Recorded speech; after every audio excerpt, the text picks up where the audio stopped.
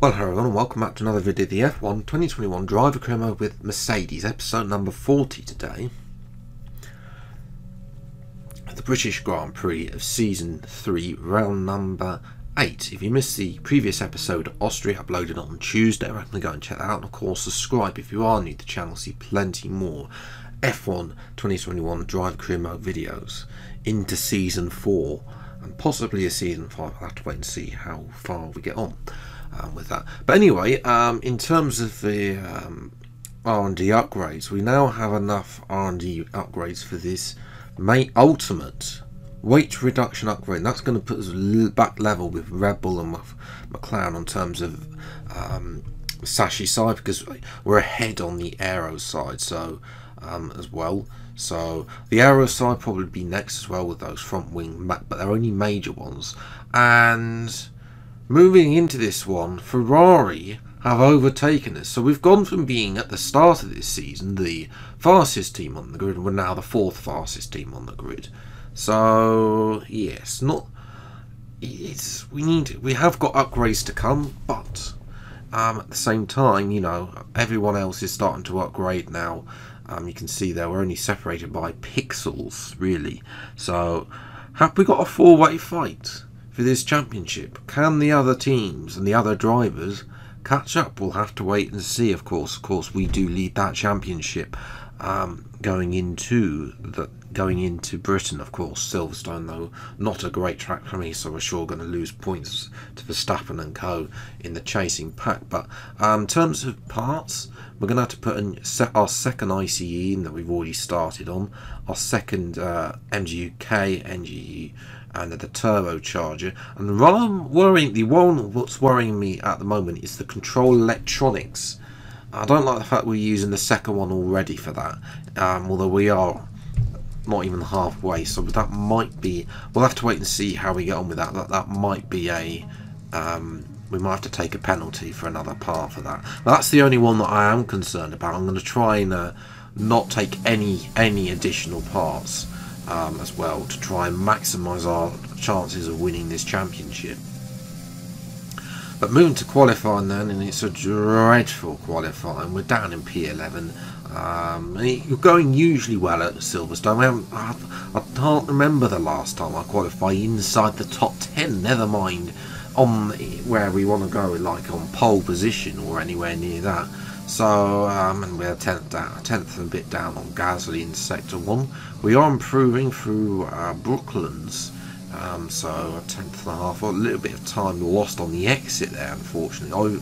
On the old start-finish straight, we are gaining time up to Cops, the corner I hate on this year's game, because you always end up going either wide or in the barrier or somewhere like that. Through Maggots and Beckett's, another terrible corner as well. You see, I've understeered through that corner there. I'm always slow through that section, and you can see we're at a 10th and a half down. Well, not that bad, but I mean, considering the fact that Gasly and Ocon a lot slower cars, we should really be beating them easily, and we're not really. 2.5 tenths up on our previous best time to come through to the final section, and the section that I can only get gain time on through the final couple of corners, and gaining a lot of time out of that penultimate corner. 3.5 tenths it is, and I think, yes, it's P9, which is I will definitely take P9. That's my best qualifying at Silverstone for a very long time. So I'll definitely take P9. It's something we can work with. Unfortunately, Verstappen on pole by 4 tenths must be a glitch. So we'll see what we can do after some questions, annoyingly, from Claire. Amazing performance out there. I'm sure you're pretty happy with that. How are the fans at your home Grand Prix treating you? You know, I mean, Silverstone is actually a good atmosphere. Do you feel that your teammate put on a good show for the home crowd? No, he should have got pole really, but then of course Verstappen had a glitch, so it's about results this sport anyway, not shows. Great, well that's everything.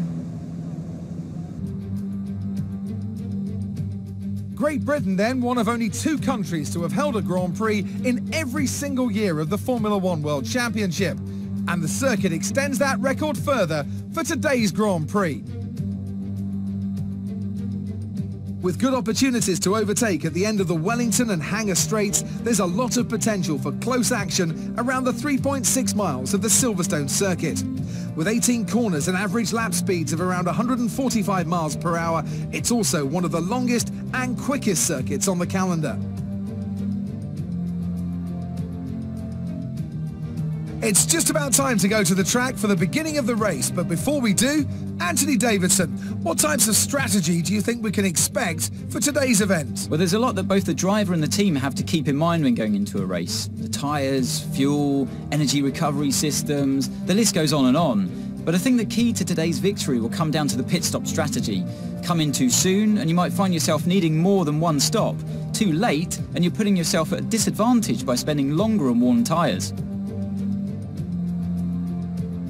Let's run you through the driver grid order for today's exciting race. Lewis Hamilton lines up on pole position, with Daniel Ricciardo slotting in alongside. Looking down the rest of the grid we have Sainz, Leclerc, Lance Stroll and Norris, Fernando Alonso and Mercedes, Gasly and Esteban Ocon, Verstappen, Tsunoda, Sergio Perez and Giovinazzi, Russell, Latifi, and Guan Yu Zhou, and Mick Schumacher. Mazepin and Sebastian Vettel starts from the back of the grid. It's almost time for the lights to go out, so let's head down to the track and get this Grand Prix underway.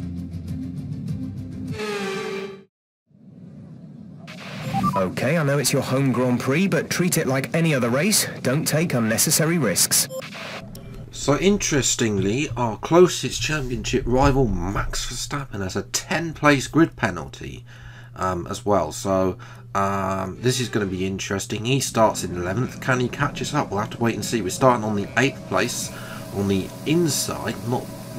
Not sure that's the ideal line, but anyway, we'll find out. Five lights are out and away we go. We cut to the outside, but Gasly's there on our outside line. We get squeezed. Tried to go through, almost had to lift off, then try and find the clear path up the middle. Down the inside of Fernando Alonso, we are on the Alpine, and we're maybe 2 positions up into P7, which is a good start actually. I mean, we're not that good at here, but already Max Verstappen on lap 1 is already on the move. Making a move up the inside of Fernando Alonso at Cops, and he is up another position. And then next up is Pierre Gasly, and Gasly of course is a Red Bull contracted driver, so clearly just moves out the way there as well. And that next car is me, so it's taken, well, Verstappen 3 laps to catch up to us. Now though, how easy will he be able to get past us, or will we? We are going to fight him hard, because every point counts, as you know. Only takes one failure. Anything, as we all know, can happen in Formula 1. Through Maggots and Beckett's, excuse me, Verstappen tries to have a go around the outside there. Not allowing him to do there, but of course he's going to have the DRS. I mean, looks mighty in a straight line. I'm going to squeeze into the outside. There's a yellow flag behind. We'll get a replay of that in a moment. And there's a little bit of contact there, I think, between ourselves, but we've got to force Verstappen out there. Here's a replay of that move. It's fair and harsh racing, but then of course Verstappen got a little bit on the curve there, which gave it a little bit of contact. No damage for either of us though. This was the yellow flag behind us. Yuki Tsunoda in the AlphaTauri is out of the race with an engine failure. Unfortunate for him.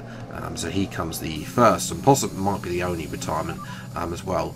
As we're going to put Verstappen and have another go at us on lap 4. We're going to squeeze into the inside, go drifting a little bit through turn 1 there, retain P7, but you can see here, I mean, when it's P7's the maximum we can do today, which would be our joint best result for years, as Verstappen tries to go around the outside. We keep our foot in there on lap 4. Gasly, of course, playing Verstappen's rear gunner here, making sure that the chasing pack, although a lot that does susceptible to the Alpines. The Alpines, though, are too busy fighting each other, though. Alonso and Ocon, as Alonso loses out to Ocon, but Ocon is, of course, susceptible, but on the old fast start-finish straight, Alonso has a go trying to go around the outside, but those two fighting are going to slow them down. Again, Verstappen's coming down the straight with DRS. We push him to the outside this time and force him wide and retain P7 once again, as we haven't seen Lando Norris for about 2,000 years at this point. Moving to lap 7, Verstappen's having a go at the inside of Cox. We're going to close the door on him very harshly there, as we're coming into the pits. Then at yellow lap 7, Verstappen has to go around the outside. We have to pit now, otherwise Verstappen could undercut us.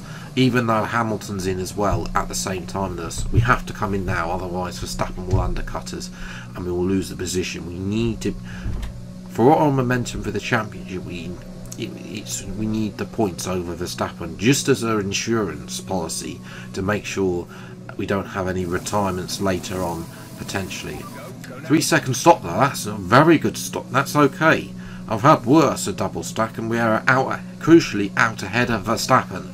So that's exactly what I wanted there, to be coming. We've made our pit stop now and we're still ahead of Verstappen. The others, although they are up the road and we have lost time to them, they're not, they can come into contention, but they're not in contention at this moment in time, so I'm happy to lose points to them. Verstappen, though, being the closest championship rival and the only one really in any sort of range to be able to take the position off us after Austria, is having a go at us. But Verstappen, of course, is going to have DRS straight out of the pits. He goes to the outside. There's contact at the end of the, I think that's the Wellington Straight as well. Here's a replay with Verstappen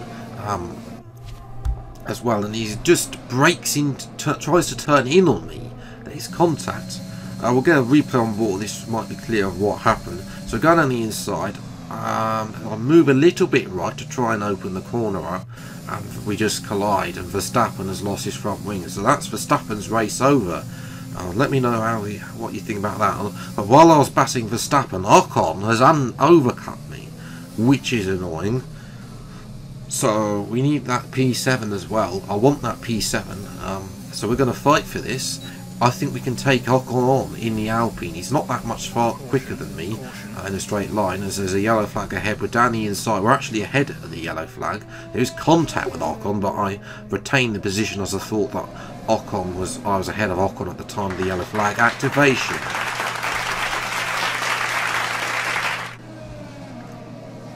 So yes, this is your race leader, the two Ferraris and Lando Norris yet to stop. There's Max Verstappen trying to unlap himself ahead of with Lando Norris. So not been a great race for Verstappen. As I say, I think that was more his fault than mine. I'm just trying to open the corner a little bit, but not too much. And it's again force him out there, so frustration may be shown. But moving to the end after the pit stops, Hamilton has lost out badly to Leclerc and Ricciardo, who leads as well. Daniel Ricciardo actually goes on to win the British Grand Prix, so not a great race for Mercedes there. But we've been caught by Ocon. As I said, Ocon is fast, as the Alpines are going to gang up on me through the final corner, which forced Ocon out. No! Alonso's hit us and he's round. Replay with Ocon. So Ocon a little bit squeezing there to the outside, a little bit harsh there, I will admit, but then Alonso just taps my rear tyre and he goes round. Not my fault, I don't think. So yes, Alonso, unfortunate not to score points. We're coming through though for a very good P7. I'll definitely take P7, the joint best result I've had in recent years on this game, really, after on last year's F1 2020 game as well. We also achieved a P7 as well, I think. I can't remember any other good results there.